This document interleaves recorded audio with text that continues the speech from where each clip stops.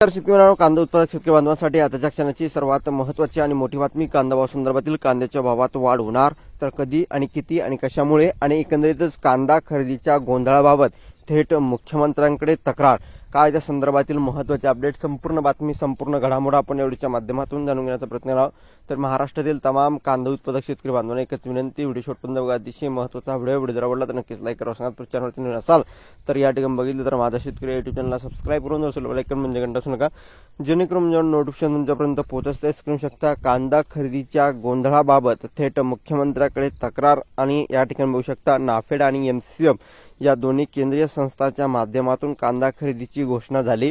मात्र यामध्ये प्रत्यक्ष धोरण अस्पष्ट असल्याने शेतकऱ्यांच्या अडचणी वाढण्याची शक्यता आहे. जेथे कांदा उत्पादक जास्त आहे तिथे खरेदी केंद्राची संख्या कमी आहे, शिवाय धोरण विसंगती आहे. त्यामुळे प्रत्यक्ष कांदा खरेदीमध्ये गोंधळ उडाला असून दोन्ही संस्थांचा कारभार संशयास्पद असल्याचा आरोप नामपूर तालुका सटाणा येथील सामाजिक कार्यकर्ते डॉक्टर दिग्पाल गिरासे यांनी केला आहे. यांनी संबंधित थेट मुख्यमंत्री देवेंद्र फडणवीस यांच्याकडे तक्रार केली आहे.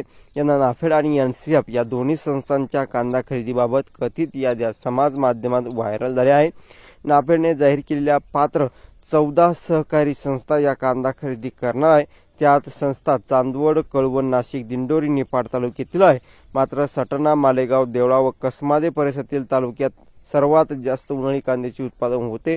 या संस्थांच्या कांदा साठवणूक चाळीत त्या तालुक्यात आहे. मग ज्या तालुक्यात जास्त कांदा उत्पादन होते त्या तालुक्यातील कांदा उत्पादक शेतकऱ्यांना नाफेड संस्थेला कांदा विक्री कुठे करावी, साधारण 60 ते 120 किलोमीटर लांब असलेल्या चाळीमध्ये कांदा वाहतूक करावी का, हा प्रश्न त्यांनी उपस्थित केला आहे. धन्यवाद. लाईक, शेअर आणि सबस्क्राईब आणि कमेंट करावं सांगा. तर धन्यवाद. भेटूया पुढे महाराष्ट्र. जय श्री. धन्यवाद.